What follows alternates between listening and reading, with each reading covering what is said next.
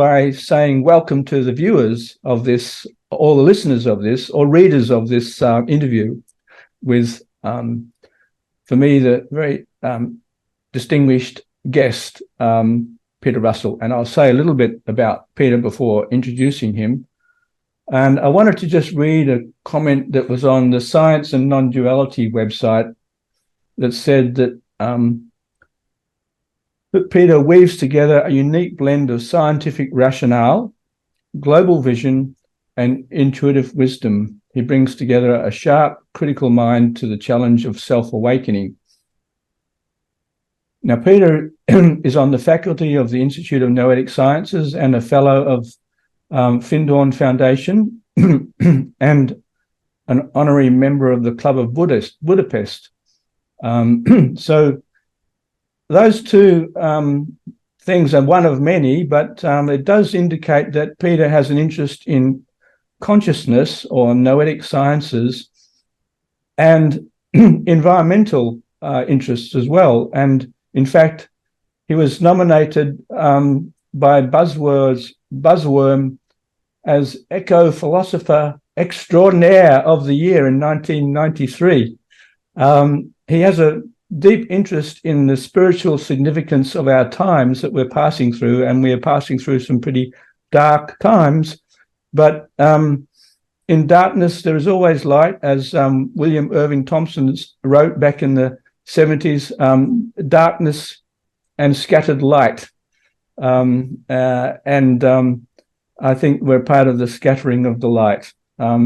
So more can be read about Peter and his background on his website, and there'll be links to that below. So I just want to now welcome you, Peter, and it's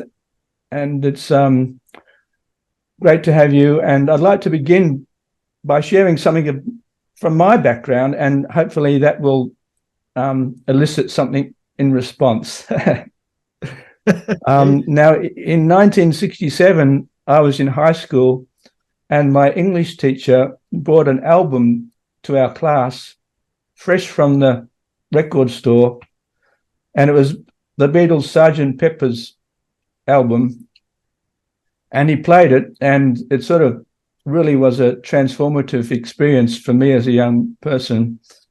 But I was also very taken by George Harrison's track, Within You, Without You.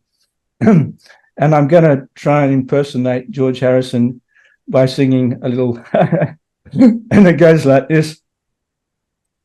We were talking about the space between us all and the people who hide themselves behind the wall of illusion, never glimpse the truth, then they pass away. Try to realize it all lies within yourself. No one else can make you change.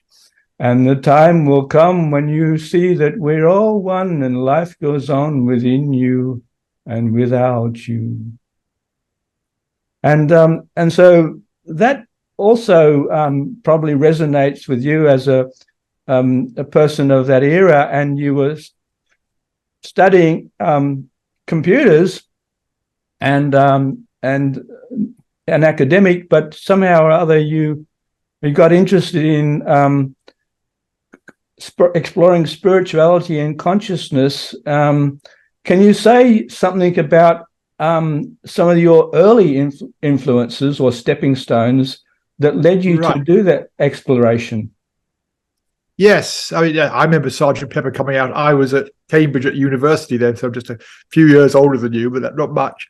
And I mean, just that song by George Harrison is, the lyrics are just, about the music as well, the lyrics are just so, they're wonderful in terms of just encapsulating, you know, our situation around consciousness. And I mean, I won't go into talking about them now, but it's like, here we are 60 years later, and nearly 60 years later, and nothing's changed. Not changed. I don't mean nothing's changed. Let me reframe that. That truth in the song is still alive today. It's as valid today as it was 55 years ago, or whatever. So yeah, just to recognize that. I was studying mathematics. I moved into computers a little bit later, a couple of years later. I was studying mathematics and then moved into theoretical physics. And I was actually studying with Stephen Hawking for a while there. He was in charge of my studies. And I loved mathematics. I'd been good at it. I loved physics. It was great. I saw myself as a budding scientist. And around that time, 1967, I also became interested in consciousness and what was consciousness, why were we conscious, and started reading Eastern texts on the nature of consciousness and things. And I realized that no amount of physics or mathematics was ever going to explain why we were conscious. And yet all of mathematics in a way takes place within consciousness. All of physics, I mean, okay, some of physics is experiments, but theoretical physics, which I was doing, is all in the mind. And yet there's nothing in theoretical physics that predicts we should have a mind or be conscious. And so this was a real paradox. And that got me interested in, okay, what is consciousness? Why are we conscious? Why doesn't the universe just work perfectly well without it? It could do, according to physics. And that led me into psychology, experimental psychology, in which I learned a lot about the brain, but consciousness was hardly mentioned. So by that time, I got interested in meditation as a way of exploring consciousness, realizing you explore consciousness by looking at it firsthand rather than sticking electrodes on the brain. And that's what all the great adepts and monks and people have done. They sat down and went within, as in that George Harrison song. They went to see what was within. And so that led me into meditation and really a whole exploration of spirituality and what is spirituality, which has been there all my life since then. Just, I think my basic mission in a way is to really look at what is the core essence of all the spiritual traditions and really boil that down and then present it in ways which are appropriate for these times in the 21st century. That's what's needed, not using religious terms from the past. So that's how I got to where I am now. And I've been doing that, and at the same time exploring, writing about the science and consciousness. I've always been exploring evolution. How do we get here? Where are we going? And many sort of affiliated areas in my books. Yeah. Now, you mentioned meditation. Did you begin with transcendental meditation, and do you still do it, or did you leave it behind? Interesting question. I actually started with some Buddhist meditations, but didn't get very far. And then I came across TM, and that made a lot of sense to me in terms of the effortlessness, etc.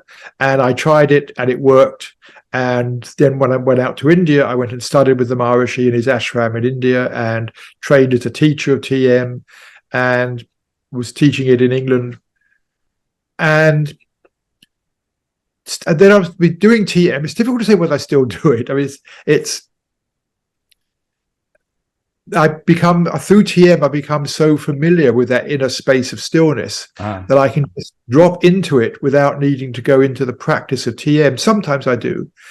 And so I would say my practice, what I do, is something that TM has led me to in terms of just being able to stop and just I recognize that what they call the transcendent space and can just, I call it coming home. I can just drop into that as a result of having had many, many years of practice of TM. And what I teach now is something which is simpler to teach than TM. I think TM is incredibly valuable and very special in many ways, but I don't teach it just because it takes a lot of being with the people, personal instruction. And so what I put out in terms of my recordings and things is just a very simple way of just basically effortless meditation, which takes you in the same direction, maybe not as powerfully as TM, but it takes you in that direction. Spirituality for me is the exploration of consciousness. That's what it's about, really. We can put it in sort of religious terms or psychological terms or mystical terms, but it's really about the exploration of who we are on an inner level. That question, who am I? What am I? The questions that many great mystics have asked. And it's that what comes, where you started, that song from George Harrison, Within You and Without You. That to me is the essence of spirituality. And that is something we are all exploring in some ways. Some of us, much more deliberately. We're doing a lot of meditation or reading or insight work or contemplation. But I think all of us are sort of slowly, we're learning about our minds, what makes us tick, where we get hung up. Particularly these days, people looking at trauma a lot. Trauma is seeing how we're affected on the inside. So spirituality is about two things. It's about understanding ourselves on an inner level, and then how do we free ourselves from the things that limit our consciousness, that hold us back from being fully aware, of just being fully present. Most of the time, we're caught up in thinking about this, thinking about that, and all the time our attention is caught up in thinking. We're in some way caught up about the past or the future. And spirituality, again and again, what many teachings say, it's about being present. It's coming back to just, here I am experiencing this. That to me is one of the essence of spirituality. And this is as valid now, more valid now than ever. The times we're entering into, we're going to need this, because that sort of spirituality allows us to become more stable in ourselves. If we're caught up in our ego and we want this, we want that, and we're trying to get this, thinking this is going to make us happy. If we're more stable in ourselves, like, here I am. I don't need these things to give me a sense of existence. And that is going to be important as things change faster, as novelty comes into the world faster and faster, things get shaken up. We need that inner stability that comes from spirituality. And also the flexibility in our thinking, because we can get easily trapped in a certain, this is how we do things. This is how I did things in the past. This is the way you do it. Spirituality, I think, has a lot of letting go involved. It's letting go of our habits, of our beliefs about what should be done. And so we're going to need that in the world we're moving into. We're going to need to be able to just pause and look at things with fresh eyes and say, okay, this is a completely new situation. I wasn't expecting it. We're going to need the creativity that spirituality can give us. So I think it's becoming more and more important in the world we're moving into. It's always been important for everybody, but I think it's becoming crucial to help us as individuals and as a society navigate these times. It's become more and more important. Peter, you can see behind me, I'll move aside so you can see. I can see it, all. Hang on, there you go. It's full looking at. This summit that's coming up in 2024, the inauguration of the Gaianthropocene, the new human for a new global civilization. And I think this exploration of who we are, our identity, is part of what, as you say, a spiritual journey. And I think that journey is playing itself out on a planetary scale today, as we're looking for what is the new human that fits into a new global civilization. And some people are talking about the emergence of a Gaia self, or a planetary self.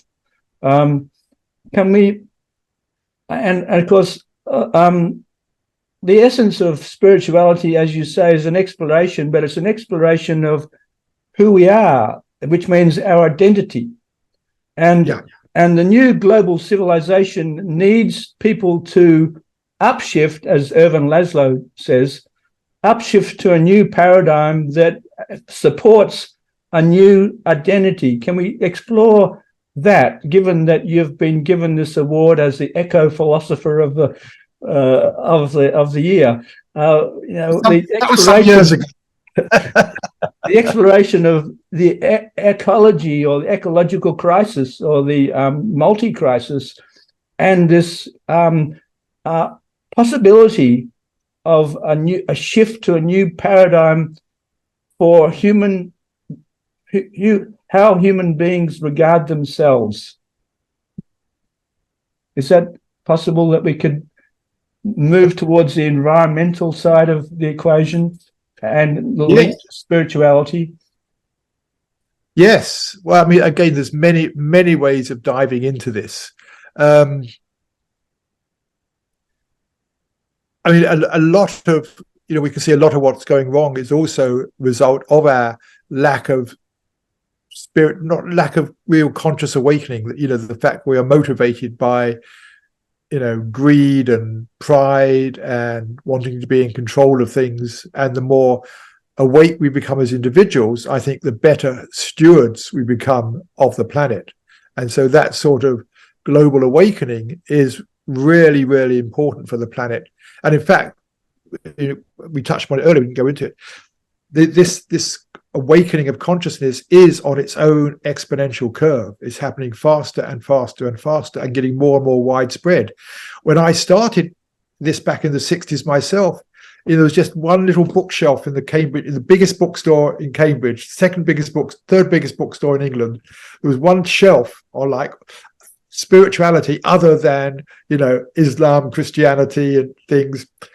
Now, as I say, there's bookstores everywhere. The reason for this is people are learning from each other. You get that positive feedback I mentioned earlier. I read stuff, I talk to people, I watch videos, people read my stuff. We're all learning from each other. And when that happens, you get exponential growth.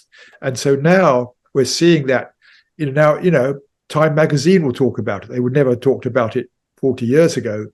So spirituality is growing exponentially. And so we have three areas of exponential growth. There's the exponential growth of technology and science.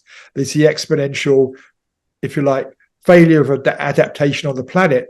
That side is also growing exponentially. And we have the exponential growth of consciousness in the people. Where that leads, who knows? I'm not going to predict anything because I know any prediction I've ever made has been wrong. But, and then, the question you're pointing to in all of this is some form of collective consciousness, which I looked at in the global brain. Collective awakening of consciousness, yes. Right, yes. Well, there's the collective awakening can be, it can be our collective awakening of all of humanity. Collective means, all waking up in that sense, whether that will happen. But, it's more like, could a significant proportion of us wake up, particularly those who are probably causing the greatest problems? So there's that side of it. And that's the side I was sort of partly writing about. But then I was hypothesizing in the global brain that could there be some sort of consciousness for the whole of the global brain? I talk about the global mind. Could the global mind become conscious? I don't know. I don't know. It's a very interesting possibility. Like, could the planet itself wake up? And that's why I talked about Gaia consciousness and the Gaia mind. I introduced the term Gaia mind back in that book as something. And would we ever know is another question. Let's say that we've both awakened. And the wanting to be in control is closely related to fear. We fear that the world isn't going to be the way I want it to be in order for me to be okay. And fear is behind almost everything that goes wrong in the world. That we live in fear. And so the question is, how would this transformation affect us? I think the way I would look at that is, how would the world be if we didn't live in fear? If I'm not in fear of the people I'm interacting with, I'm not in fear of what will they think of me? Are things going to be right? Am I going to get what I need? If I'm not living in fear, then, as many people have said, the opposite to fear is love. If I'm not living in fear, then I'm going to be coming from love, from compassion, from caring. So that, and you look at all the great mystics, holy men, whatever, enlightened people, one of their hallmarks is care, compassion, and wisdom, which they don't come from ego.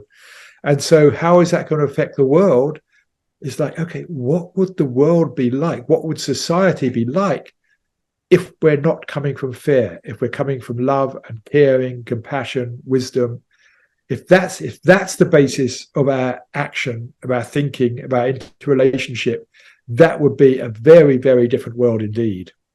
Can that be accelerated? Can we make exponential love occur? That is accelerating. That's the whole thing. I mean, because I say the growth of consciousness accelerating, that is accelerating faster and faster. That is growing. I mean, the fact, all over the internet, people are, talking, you're having a podcast talking about this. There's lots of things happening.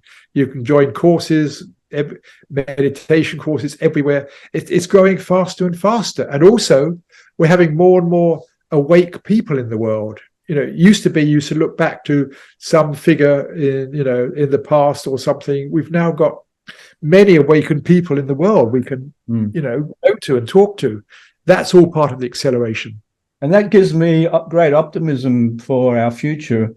I was interviewing Dr. Ervin Laszlo a few weeks ago, and he's part of the Gaiarcadia Summit. And he's an evolutionary systems thinker, and he writes that evolution is a cosmic process. What I got from your book, Forgiving Humanity, was two things. One was a sort of dark view of the future, and yet another was a kind of maintaining your spiritual sense of forgiveness, compassion, love. And I wanted to ask you, what's your view of the future? Are you optimistic, or more on the side of despair, or somewhere in between?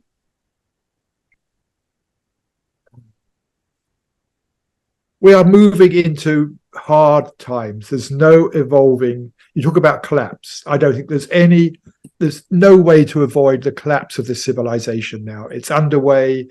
The momentum towards collapse is huge. There's no way to avoid it, in my opinion. And people may say that's pessimistic. I think, to think everything's going to be fine, we just wake up and we're going to change the world, we just all become conscious, it's going to be a wonderful utopian world, is just pie in the sky, rosy thinking.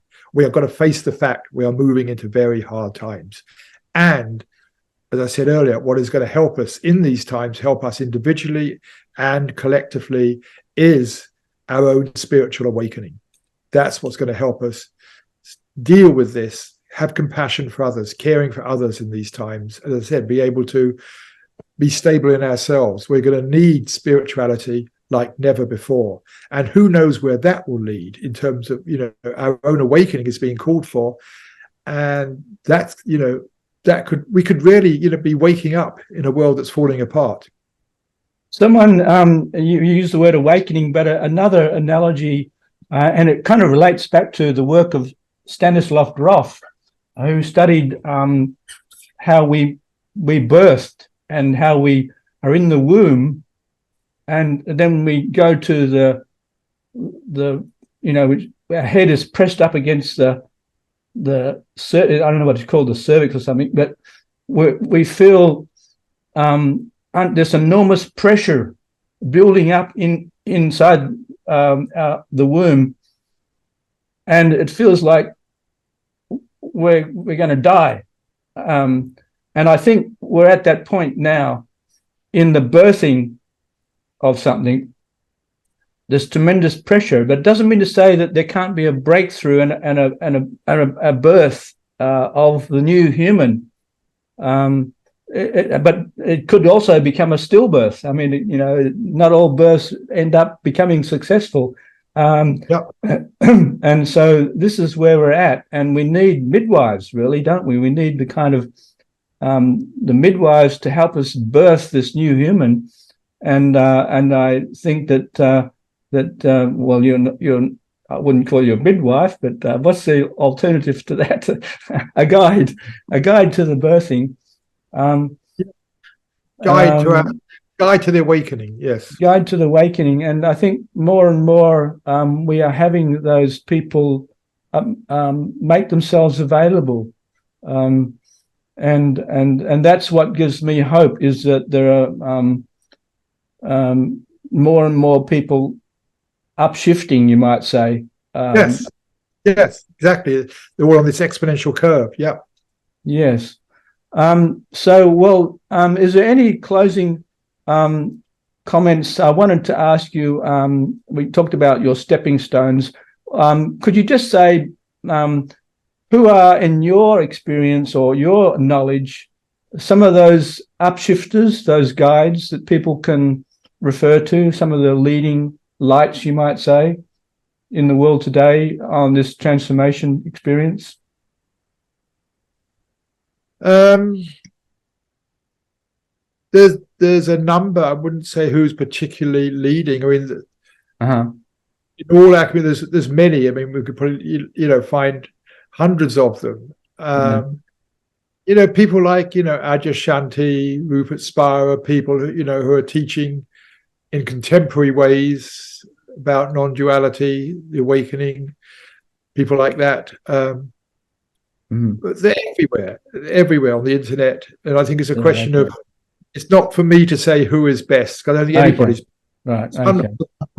And I think it's find what works for you, find what appeals to you, what resonates with you. That's what I say to people. Yeah. Yes. Well, what I'll say is I'll put the link to your site below, and people can investigate you.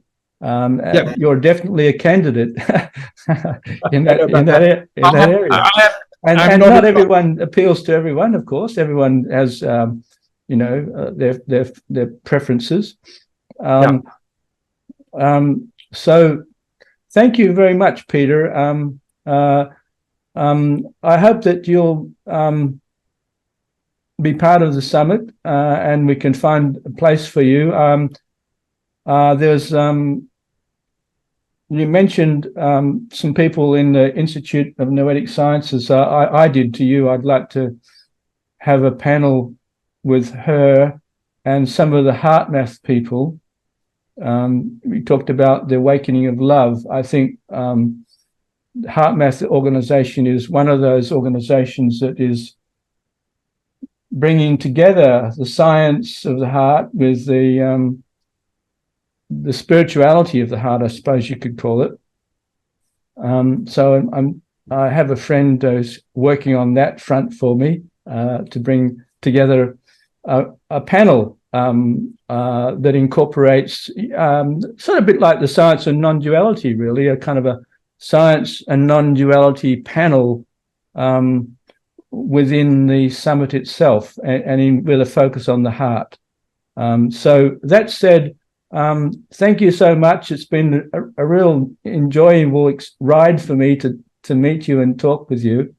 And I feel like you're a brother I never knew I had. Well, thanks so much, and I'll just say to you this little phrase I've created for the summit. It goes like this: Gaiaste Namaste. Gaiaste Namaste. Gaiaste Namaste. Yes. Gaiaste Namaste. Yeah. Thank you. Thank you. Enjoyed being here. Thank you. See you later.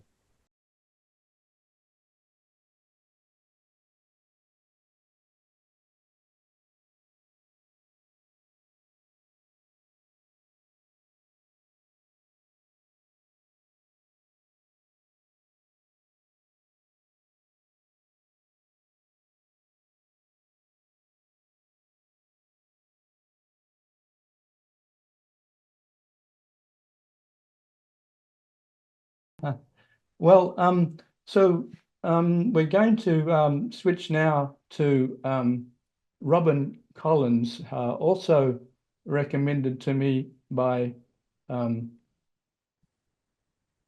Peter Story, and I've had a little rehearsal session with Robyn, and Robyn's a very interesting person. She's almost like a self-made enlightened person. I suppose we all are in some way, although the question is which self is making us anyway. So Robyn, I'm going to invite you to do your presentation, and I'm going to disappear for a moment. And you've got the stage, haven't you now? So yeah, I've got to get you to Let me come in so I can share the screen. Robyn, looking forward to hearing what you've got to say. Thanks, Denis. And I'd like to also acknowledge Anuraj and Peter for being part of this opportunity for me as well. So, yes, if I can just share the screen. There we go. So, yes, thank you. And it's been lovely to, as I said, to be welcomed here or invited here. It's been also awesome listening to the speakers already.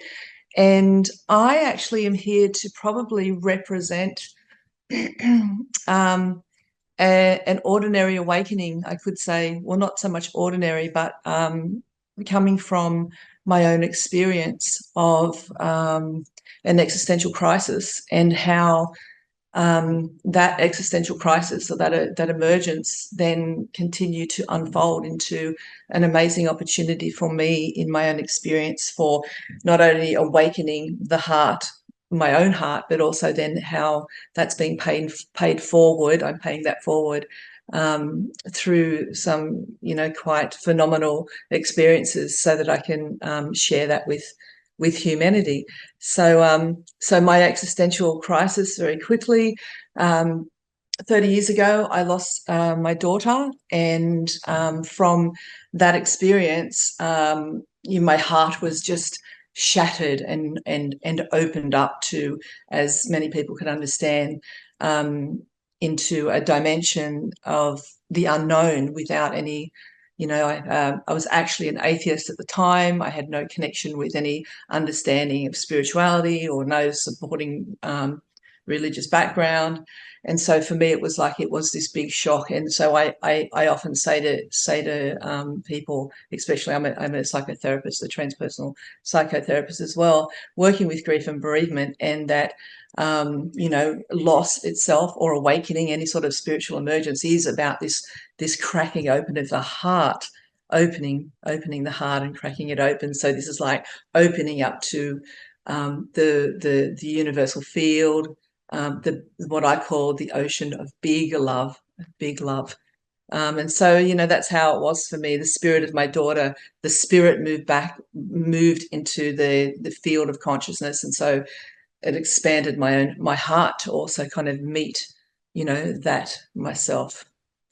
Okay, so what I have to share from that experience also is what's come about is called the awakening process. And the awakening process consists of 4 pillars, that those 4 pillars that have been very what have stabilized my own pathway. And so I now have these together in a form that can help other people. So the 4 pillars that support participants on the spiritual journey and achieve deep, abiding peace and transformation. These 4 pillars have been designed to powerfully shift your worldview and uplift your approach to life by utilizing the principles and practices of integral and evolutionary psychology, scientific theory, meditation, and other spiritual practices. So the 4 pillars are grounded in heart-based, soul-centered approaches that are pathways to access self-realization. So the 4 pillars are timeless wisdom, meditation, radical inquiry, and community. So I just cover them, have a little bit of a quick chat about them. So pillar 1 is timeless wisdom. Now, my experience is my pathway, my initiation has been through a lot of different modalities. In the 90s, a lot of spiritual practices and modalities and fantastic spiritual leaders. And then I actually came across what is called what I call today the pathway of mastery. And so this is a timeless wisdom. Now, timeless wisdom can be anything for anyone. It could be timeless wisdom of Buddhism, or timeless wisdom of Sufism, or timeless wisdom of Hinduism, non-dual, whatever it is. So what I have myself here to offer to others is what has worked for me as an Aussie mum in And that has worked for helping me kind of get a better understanding about who am I? Why am I here? What is this purpose of existence? So the pathway of mastery that I share is a philosophy that guides you to master your body, mind, and soul.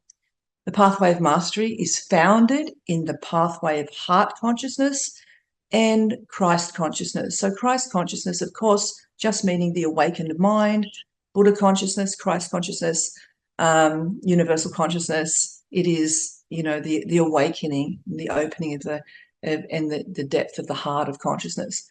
So the pathway of mastery is ongoing weekly courses and a commitment to healing and awakening. So this is an invitation to us to wake up from every illusion that we've ever thought that we've been separate from source, consciousness, primordial being, and to remember the deepest truth of who we are, which is the embodiment of love.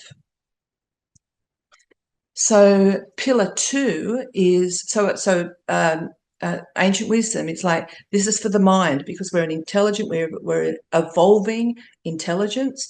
And so having a theory that actually helps with the mind to understand our existence is something that I found really, really beneficial. So we have to keep the mind evolving as well. And so that's where the pillar number 1 works really well. So the second pillar is meditation.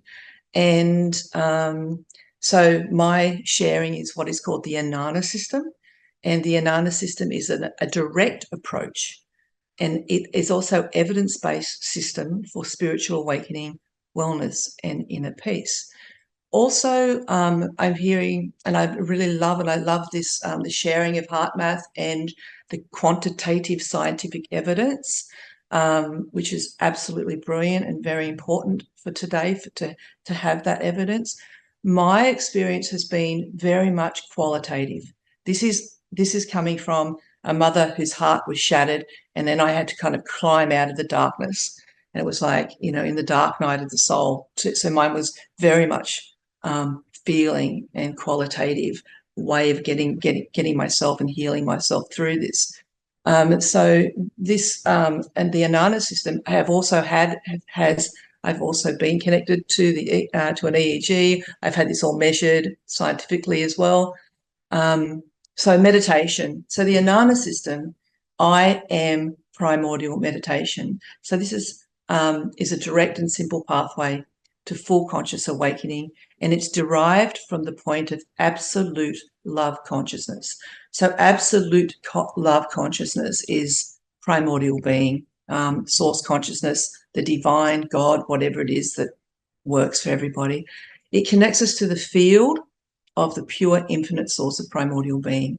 The Anana system is an inner journey, not an outward journey, but an inner journey of blissful unfolding that gently unravels the nervous system. It guides us on a pathway of surrender, letting go. It transcends the illusion. It transcends all of the confusion and the conforming and all of the trauma and all of the pain and suffering experienced from the illusion. And it descends deep into the ocean of eternal silence, and it rebirths us. So it awakens us up into the heart of divine ecstasy. So this opening. So it's not only this opening, it's embodiment. So the Anana system is grounded in the manifesting healing power and phenomena of the principles of I am, presence. So I, awareness, presence, I am. So it is founded on I am, which determines a life of love, freedom, and joy. So this is decreeing, I am love. Love is not something that I have to get. Love is not also something I do, but love is something, and the essence that love is who I am. So this is working with the principles of I am decreeing, I am compassion, I am joy, I am love, I am gratitude, and it is really embodying this so then we actually live from this place. So from a physical experience, the Anana system is also founded on a transcendental meditation system of 5 levels with 4 what is called internal postures. So this is a yoga. So the postures are inward. So level 1 clarifies the relationship of the individual with human existence and is established in the ongoing practice of harmlessness, compassion, and, as I said, praise, gratitude, love, and compassion. The physical aspect of the self as soul consciousness that awakens as the expression of love and compassion for itself and for all of humanity. The cosmic aspect of the self as a soul consciousness also awakens to ourselves as a universal cosmic being, and the creative force, this greatness, this grandeur, this magnificence, this ongoing evolutionary process.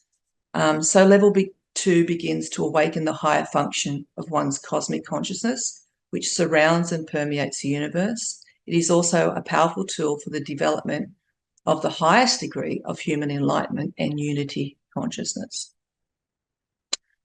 And then level 3 is not level 3, sorry, is the aspect of the self, sorry. Level 3 is the aspect of the self that is soul, that is light, that is energy. So the pure infinite source of self as soul consciousness, and it awakens as the radiant divine being, our bliss. This is the concept of the Big Bang, or the highest source of pure eternal emptiness and isness. This is the movement, this is the Shakti. So this stabilizes direct communion with divinity, and they are the applications for complete mastery and enlightenment. So the 4th level then moves into unified consciousness. So in level 4 and 5, we move beyond into the unified field, or what we call the 5th dimension. Nothing, nowhere, no one, no time, where we become one with the creative principle itself. So the ground of being, primordial being. And so the Anana system actually they are postures. So the postures are inward reflection, inward meditation. They are not just they are mantras, but they're words and affirmations and decreeing that I am this, I am the embodiment of love, I am love itself. And it's not just words, but it's also feeling. It's like really feeling into that half center and embodying this. And the meanings are just pointers that direct attention to the heart of the divine, and in time dissolve back into the infinite source of no thing, the ground of being, resulting in freedom from human suffering. So, as I said, I did get neurofeedback analysis done with this practice, and the Anana system activated ongoing theta, alpha, and gamma wave bands equivalent to or greater than that of already similar monitored advanced long-term Buddhist meditators, Zen meditation, TM, transcendental meditation, Siddha yoga, mindfulness meditation, yoga nidra, and all of the other, the yoga and meditation techniques that have already been analysed. So the feedback of the Anana system did exactly the same, but it actually moved very much more into the gamma wave bands and into the epsilon band waves as well. So in one single practice of the Anana system, this has come back from the neurofeedback therapist, the Anana system, all states of higher consciousness are reached. Therefore, it is unquestionably an outstanding evolutionary practice for the conscious awakening for the modern world. And that was the reference, the testimony from the neurofeedback therapist. You can see here that on the bottom of this there is a link, and that is for the Anana system itself. So pillar 3 is self-inquiry. One of the things that, of course, I've found that has been an imperative part of healing and opening the heart and moving back into the true nature of the self-realization of self, is self-inquiry, radical self-inquiry, soul mentoring, to explore and to heal our own psyche and soul blockages and trauma with the help of a mentor who can support you on your journey through transcendental soul-centered psychotherapy and breath. Here, there's moving back to the attunement in breath, as you spoke about, we opened up, Denis, and a lot of my work is based on coming from the lineage of Christ consciousness. There is a lot of emphasis on the breath, which is actually comes from the Aramaic teachings from Jeshua.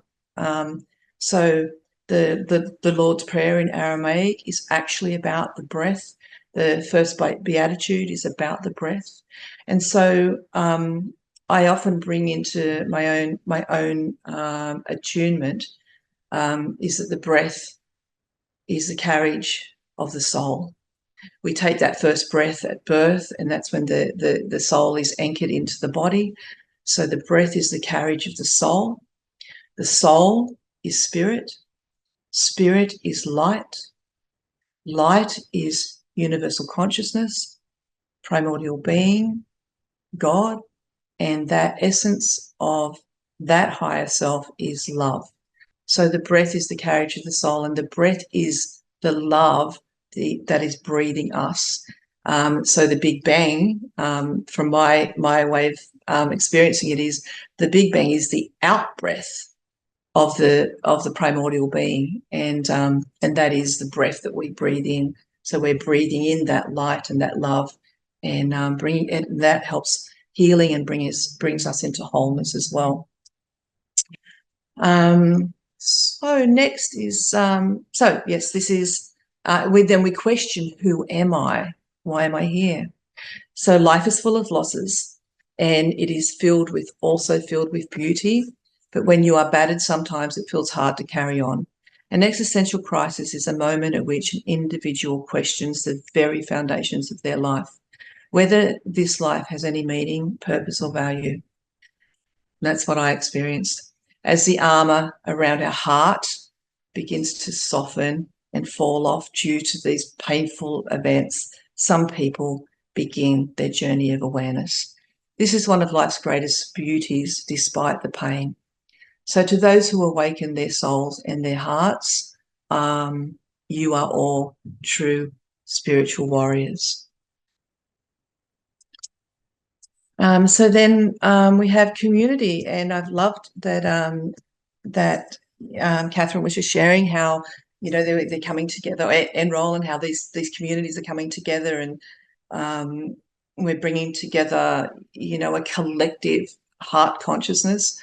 So again, the fourth pillar, one is an imperative aspect of spiritual awakening in self-realization, is to join a community of fellow seekers who resonate with your values, your visions, and also expressing that same devotion, that same thirst, that same craving, that same desiring to wake up and to have more of this love given to ourselves, and to then be the vehicle for love to be visible, for love to be made visible through these bodies as our instruments for love.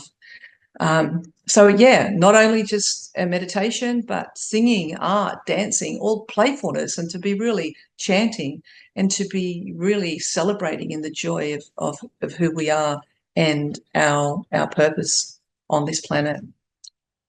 So to stay in touch with like-minded community who will uplift, inspire, elevate, and celebrate life is extremely important. This is the concept of joy, praise, and celebration for life itself.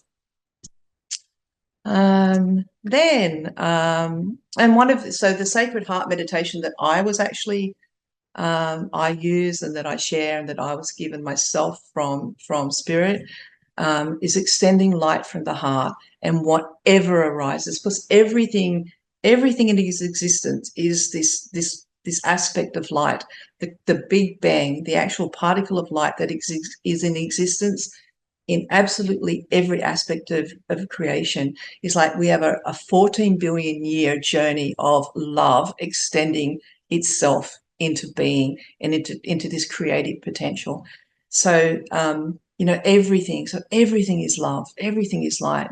And so this is, to be able to be really honoring that and, going within, just being in gratitude, but saying, I love you to everything, especially to our own hearts. I love you. When we turn inwards and we say, I love you to our own hearts, we're saying, I love you to our own wounded child, our inner trauma, the part of us that's separated from the source of divine love itself. So silently saying within, I love you. I love you to all of your thoughts, all of your reactions, all of your pain, all of your feelings, all of your physical discomfort. I love you to every aspect of the self. And a lot of people feel really stupid saying, I love you to start with. I love you. People struggle with that because they don't actually love themselves in that way. So it's a really beautiful exercise to actually say, I love you to yourself and to your heart. And then for the people that struggle with that, they go, oh, I just feel really weird saying I love you to myself. It's like, then can you just love the part, just that aspect of yourself that can't say I love you to yourself, So if the mind says I can't say I love you, or I can't love another, if I can't say I love you to everything, and to be able to bring the light of consciousness to that, then to love that part of the self that is still kind of hiding back and not sure of being able to open and to trust the unfolding of our own divine purpose here. So, this is about loving everything that arises. So service to evolution. So we go from our own personal experience, we wake up to our own personal experience, and then as this academy is and all these beautiful speakers, it's just like, now how do we bring that service to evolution? This is no longer just a journey about the self, but an ongoing journey for conscious awakening as a collective whole for community, society, and global evolution. We become a part of the solution to ending separation and suffering rather than continuing to be the cause of unconscious egoic separation and the suffering on the planet. Okay, so yes, that's it. Thank you so much, Robyn. What a beautiful presentation, and won't it be a wonderful world when all of this comes to pass, as Rollin McCraty said. It's on the rise. There's more people joining forces of light and love, and we can't really imagine what it's going to be like, but it's certainly going to be a lot better than it is right now. It is. It's very, very, very, very exciting. And thank you. Thank you very much. Thank you so much. Now, I'm going to extend the session. We're on time to finish, but I'd like to extend it another 10 minutes so that my good friend Sasha, we won't have the time for a panel discussion, unfortunately.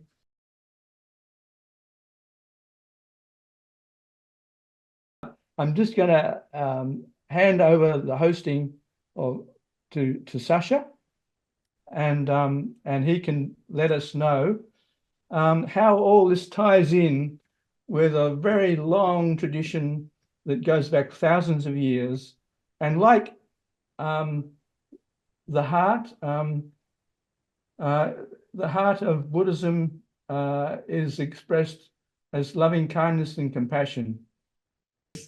Look at that lovely smile. I must say about Sasha, I met him over 40 years ago, sitting in a full lotus position in the deep forest, and I happened to be walking by, and we've become friends. Right, Denis, thank you for that introduction. Am I online now? You are? Very Yes. well. Well, I share the same broad vision as all the speakers we heard before, which sort of transcends tradition or particular tradition. But what attracted me to Buddhism in the first place was that it had a very cohesive way of expressing this journey that we all have to take individually and collectively. Now, even the journey we take can become a little bit obsessive when we start to forget that we are part of the whole of humanity on this planet at the moment. And so I have to refer myself to that in this very short period that I have. I'll just tell you, I don't need to see my video because I can just speak for the short time I've got. 50 years ago, I was making a film, and this is before I knew anything about anything of was any interest in the so-called formal spiritual ideas. And in this film was a film made against the war of Vietnam. And it was trying to get to the core of that whole conflict that was consuming the world. And I came up with this text, which was one of the things I wrote in the film. And it said, "Soldiers of the night, defenders of the mind, I'm the same as you." So what has it said for me? It said that really a lot of the conflict we have in the world is about ideas that we seem to want to make dominant over others. And so we're defending ideas of the mind. We're not dealing with what is the reality of things, and which is really lies in the heart. So that led me to a journey which is very similar to Robyn's in some way. And even that journey now is relevant so much more in the sense that we need to overcome the prejudices that we carry with us, and is the prejudices which are in the way in what needs to be done collectively by us as the dominant species on the planet. And Buddhism itself covered that very eloquently in the pathway that it describes. And basically, it's about embracing a pathway that deals with awareness and attention.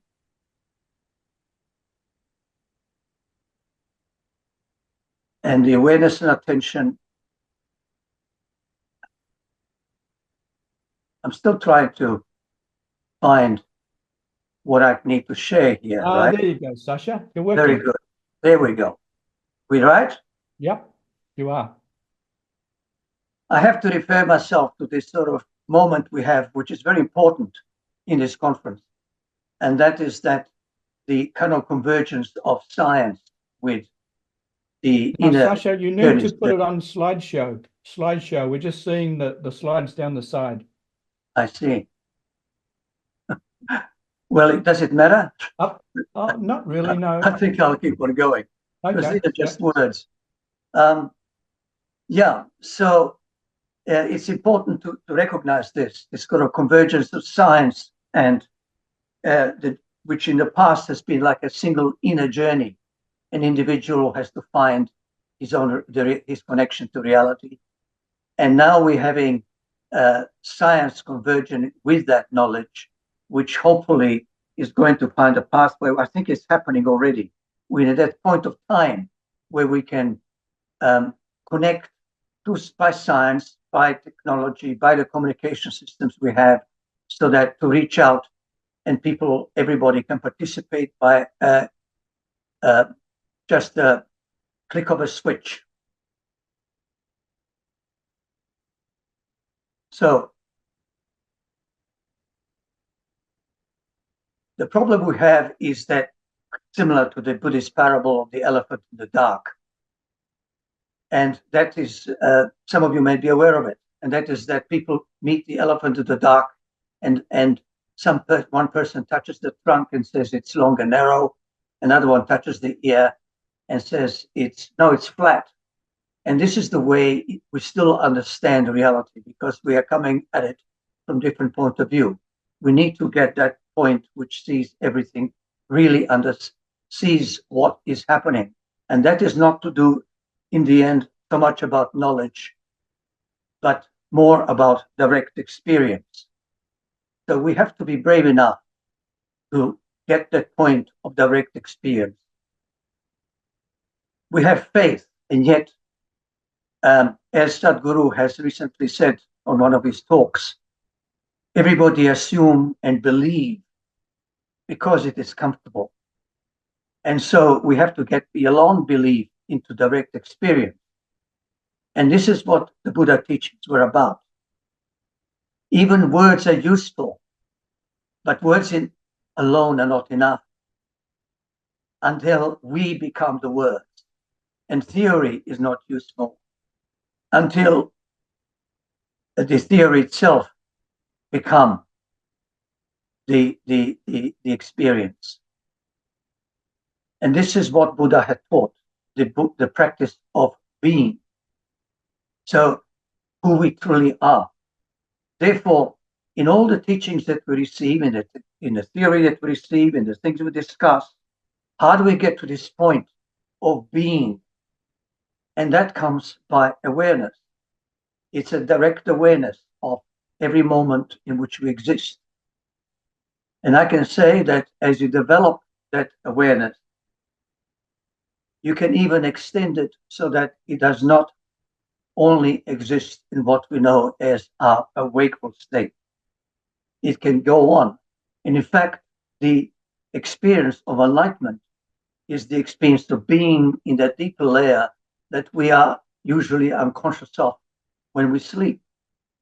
And there is a reason for that, because to be able to be in that total continuous consciousness, one has to have, metaphorically speaking, a deep breath. And without a deep breath, we're not ready to be in that state. So to be in that awareness in Buddhism leads to the mind of enlightenment, which is a yoga. Yoga actually means union of the self with the higher self. And it's also considered to be a yoga because it also requires a certain, not total, it requires total commitment, total engagement, leading to what in Buddhism is called bodhicitta, which is the mind of enlightenment. And that is the mind of the bodhisattva. The bodhisattva is a person who has decided to walk the path of the Buddha. And if you read Buddhist texts, they will tell you in many detail what kind of state and what are the benefits of it. But it seems to me that we're in a point of time where we all have to walk the path of bodhisattva. And that is that even in the whatever understanding we possess, we have to take that position, which has been discussed so eloquently so far, the position of the heart. And that is that at every moment, our heart is open. Every moment, we are willing to look with understanding and compassion and see through the prejudices that we cast upon one another. It's the prejudices which are really the obstacle. And that goes beyond therapy. It goes beyond methods that we use to just feel better. And that's the challenge we possess. I think we are in a kind of a critical moment of time on our planet where we have to take that position individually and converge in our wish to make this world better, to be in who we actually are, because as we have heard already this morning, we are that spark of light, which is the aspect, the whole, and we have to discover that identity in ourselves. So I think I've come over my 7 minutes, Denis. Okay, Sasha. Can you hear me? Yes, I can hear you. Okay, well, I know that although you are a Buddhist who probably sits in silence, I also know that you're quite a good teacher and doing guided meditations So I was wondering whether you could close the session today spontaneously out of your deep creative intelligence to do a short guided heart-focused meditation, just a couple of minutes. All right. Would you be able to do that, I'd be very Sasha? happy to do that. And so can you Wonderful. see me now? I can see you, yes. Right. So it's a very simple method, Dennis, that we can try today. And that is by, first of all, understanding that our body is like any other living creature on this planet, and like trees. The trees grow towards the sun, so that we stand erect and the energy flows with a kind of a tension between the earth, the center of the earth in this instance on this planet, and the space universe and the closest star, which is the sun. So it's important to have perfect posture. And this is something which I suggest for people sharing the session, is that you can teach yourself practice. And that is to sit without leaning on anything, just sitting upright. The yoga postures have been developed to minimize too much stress or tension in the body. And so this is why it is to sit with the legs crossed, because there's less pressure on the heart to draw the blood up into the body. Nevertheless, most of us are sitting at the moment in a chair. So sit upright in the chair. So if you meditate, it's always better not to lean on anything, because if you do, you are actually draining away your attention by the feeling, your sensation of your body. So once you sit up straight, we're going to do this process starts with the awareness of the body. And you can even try to sway a little bit back and forth so that you find that you are like an antenna. And this is the next step, is that you concentrate on sensations. So feel the sensations of your body on the chair. Feel the sensation of your arms resting. And that is just like noticing your sensations. Whilst at the same time, to keep that awareness, the body being upright, still. And even if you gently sway, retain the sensation of your balance in the body. After you've done that, you can consider the feelings in your body. Are there any strong feelings flowing? Just notice them, because this is really the key. Noticing, not being involved. The noticing and being involved leads to that higher consciousness, because right now, everything is in the eye of the universe. Every tree is watching us. The universe watches us for every tree. The universe watches us for every being. It just so happens that until we awake, we don't realize that we are existing in this absolute awareness. We don't realize it. We do not see that living universe is watching. So the second thing is the awareness of your emotion. Just notice the emotion. If you feel an excitement, you feel concern, if any sort of feeling comes up at the start, you just observe it and notice. And after you've done that, consider your thoughts. Just observe if there's anything. Again, just notice them. Do not get involved. Just as you observe your thoughts, you will also see there's a gap. Just notice the gap. And see if you can penetrate into that space. Let it just go deeper. Space. Between the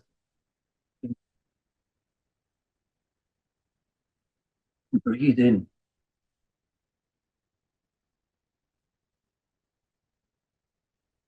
Imagine that breathe in, your breath goes to up, down, up, down.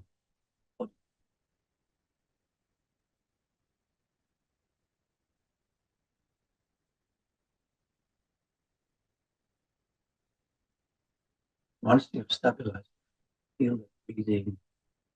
You are deeper and deeper.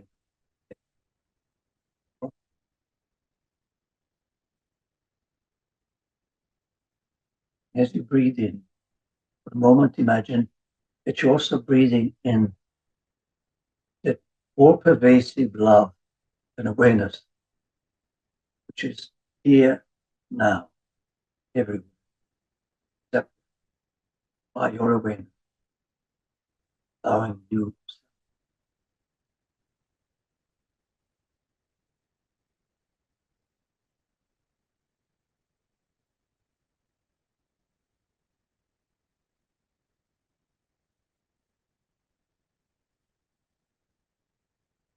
And as you breathe in, now imagine that what you're experiencing, that sense of quiet and peace, your awareness. See how you let it spread out over the city. Just imagine that emotion. You're spreading city, your neighborhood, your neighbor, the people you love, and now also let it flow to the people you have difficulty. Allow them to feel.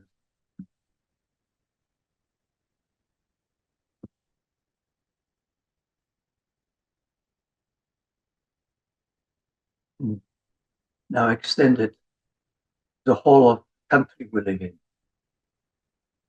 Imagine and visualize in your mind, it was like a golden white light that spreads from you and now encompasses the whole country.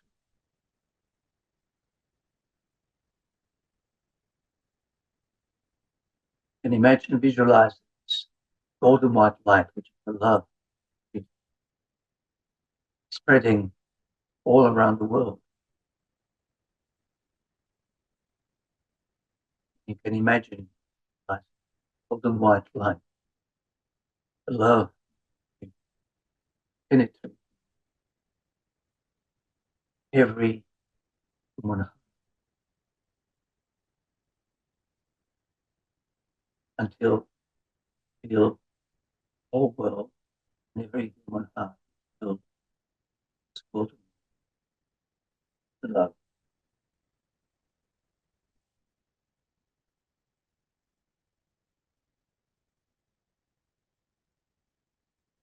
But now I'll just finish with this prayer. May all beings be happy.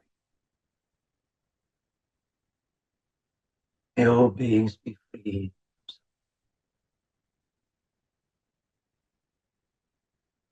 And may all beings be enlightened. Thank you. This is the end of my talk for today.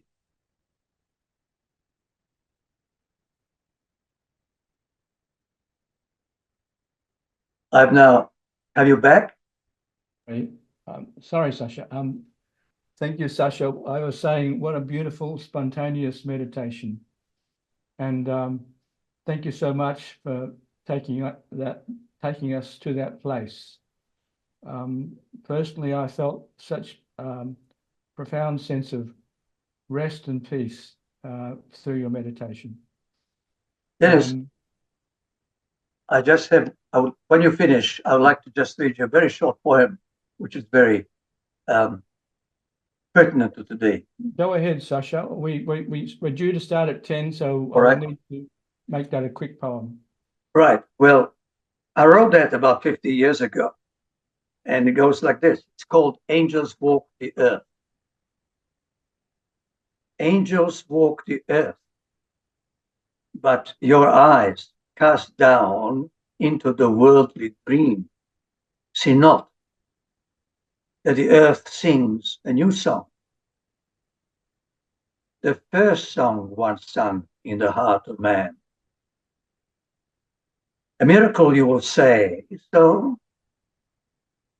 Truly, when to yourself saying for once, mindful of the end, the earth will not bear my confusion any longer. Look, what a miracle you shall see. A miracle beyond your wildest dreams and truly nearer than you think. The earth will not sleep in your violent dream any longer. By courage, pride would fall, and so the veil over the bright eye of wisdom. In love, your heart will call, with a voice clear to all. Be an angel. Thank you, Denis. Thank you. This wonderful workshop, and I'm looking forward to hearing more. It was fantastic and very unlike me hearing the other speakers this morning and how we all need to connect them. I'll leave you your next. So, as I said before, it's been a perfect way to start this weekend. And the weekend is composed of sessions like this, which are heart-focused, consciousness uplifting and expanding, and other sessions which are more ecological, environmental, climate action orientated. And that's the next session. So the next three sessions, the next one is on climate, then following that on permaculture, and then later in the day on sustainable cities, in which we'll see Sasha again. This next one is going to be starting with Professor Peter Newman, giving a extremely amazing presentation on climate and asking the question, how do we navigate through the maelstrom, which means a stormy weather ahead? And can we make it? And he's got some ideas to show that it's quite possible that we will. New data is suggesting that there's some, like with the HeartMath, there's amazing changes happening around the world. A growing number of people are waking up. And the same applies to the matter of the environment. In some ways, the climate has been trying to wake us up, not just about our lifestyle, but about our consciousness. Because it's not what we have to change is not just technological, but it's about lifestyle. And as Howard Martin said, it's also about how we view ourselves in relationship to others. And we need to relate better to nature, as that Vietnamese Buddhist said, after all, we are more than just nature.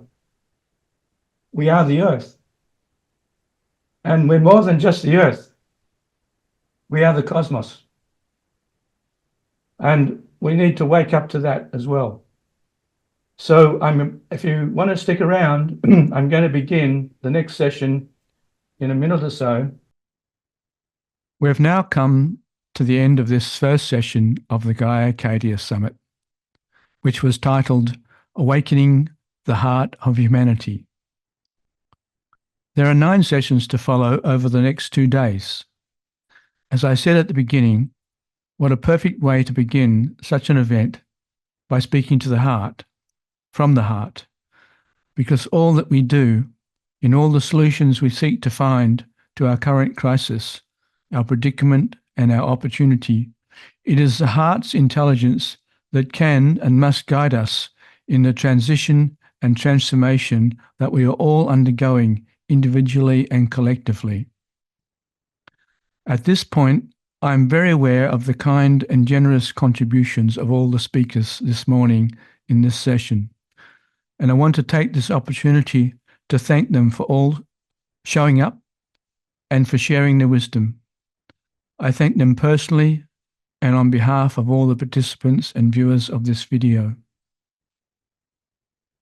I began this session and the summit with the poem I wrote in 2023 for the summit, called Namaste Gaiaste. Today I'll recite a newer version called Gaiaste Namaste. Just 2 words are used in the poem, Namaste, which in the Hindu tradition means the divine in me bows to the divine in you. I acknowledge that not everyone is religiously or spiritually inclined, and so another meaning, especially relevant to this session, is the awakened heart intelligence in me bows to the awakened heart intelligence in you. The other word, Gaiaste, which I also created for the summit, similarly means the Gaia self in me bows to the Gaia self in you. Now here's the poem, Gaiaste Namaste. Gaiaste Namaste, Gaiaste Namaste, Namaste Namaste, Gaiaste Gaiaste. Namaste Gaiaste, Namaste Gaiaste, Gaiaste Gaiaste, Namaste Namaste.